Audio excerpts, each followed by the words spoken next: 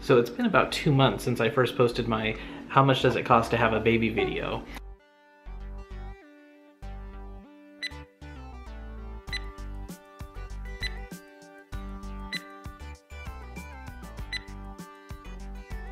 And it looks like all the bills have finally come in. A few more bills did trickle in after I made that video, and I also realized afterwards that I'd forgotten to mention a few related expenses that we had. But it looks like now I might actually have all of the relevant information.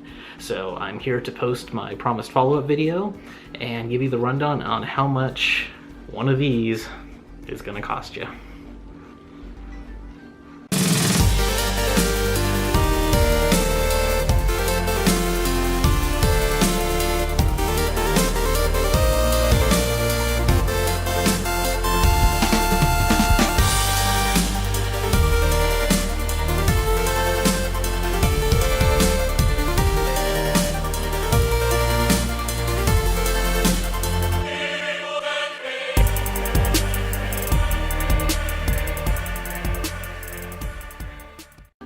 So I guess I should start off by issuing an apology to insurance companies, especially our own. I'd like to take this chance to apologize to absolutely nobody. No, but really, I should. I mean, I do stand by most of what I said, especially in regards to how insanely complicated they make the whole process. But in the end, our insurance company really did come through for us in a pretty big way. Spoiler alert. That huge $36,000 bill that we got for Jessica's hospital stay, after insurance paid their share and after all of the discounts that they negotiated for us, that left us on the hook for only a little under $1,800. So that is about 5% of that we had to pay. And while I'm extremely happy about that, I am still not impressed by a billing system that takes you through all of these convoluted steps just to arrive at a payment that is so much lower than the original statement. I mean, why couldn't they just charge us $1,800 and then had done with it? No, whatever. And since that was the biggest cat that I had to let out of my bag, I'm gonna go ahead and jump right in and give you the rundown on all the rest of the bills that we received. For convenience's sake, I'm actually just gonna do this in table form. So as previously stated, Jessica's original bill from the hospital came to $35,829. After insurance, it was only $1,789. As for Riker's separate hospital bill, it was originally $4,103. After insurance, $377. We later received a separate bill for anesthesia. Before insurance, it was $3,300, and after insurance, $2,195. This ended up being the largest single payment we had to make on anything, but for us, it was totally worth it. 33 hours of labor is no joke. We also got a separate hospital bill for something listed only as pathology services. Before insurance, it was $35, and after insurance, $5. I would have liked to know exactly what this bill was for, but we never did pursue it. After everything else we had to go through, $5 was just a drop in the bucket. There were additional assorted lab fees, which came to $838 before insurance, and $68 after. We also paid out of pocket for Jessica's prenatal care with the OBGYN. We never did get a statement showing how much was sent to our insurance for billing, only the amount that we would be responsible for. Now if I had to guess, like I said last time, it was probably in the area of $9,472, because we had to pay $2,368 ourselves, and I'm estimating that was about 25% of the total.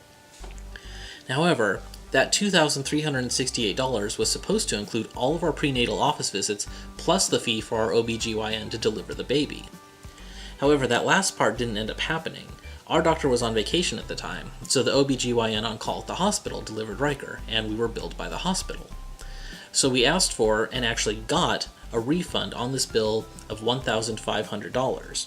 Now that's what the hospital charged us for the delivery, and as before, just for full disclosure, I'm estimating that the pre-insurance amount of the refund would have come to about $6,000.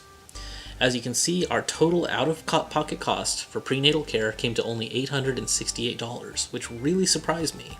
I thought this was going to cost us a lot more. However, we were caught a little off guard when we started getting separate bills from the ultrasound providers. We had thought that the ultrasounds were included with our prenatal care, but they did end up being billed separately and costing us extra. $5,194 before insurance, and $800 after insurance, to be exact. So looking at the totals, the total pre-insurance cost, with some guesswork on the prenatal care cost, was an estimated $52,771. After insurance, our out-of-pocket costs were $6,102. It's not a small chunk of change by any means, but definitely better than the pre-insurance costs. Now, of course, what you end up having to pay is going to differ greatly for the reasons I outlined in the previous video, as well as your own personal insurance situation. But hopefully the info that I've given you will give you at least some idea of what to expect when you bring your own little tiny human home. Hopefully this is also the first step in forcing healthcare providers to make their billing policies and practices a little more transparent.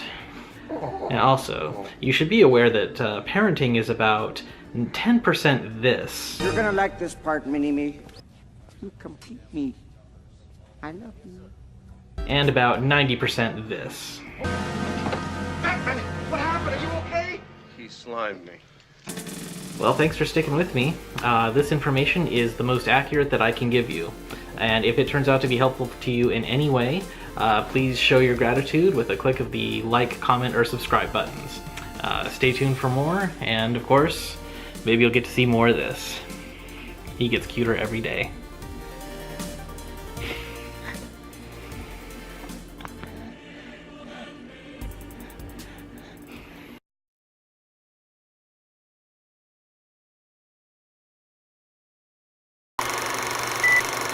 Rundown on all the rest of the bills.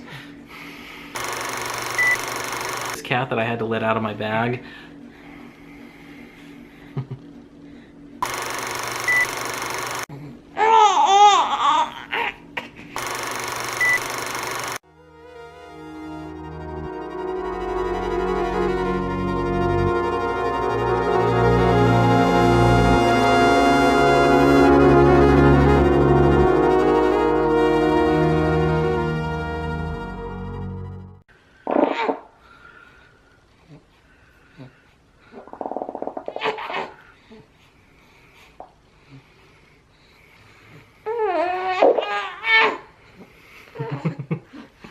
He's pooping. He chose now. All day you had to do that. You wait until the camera's on.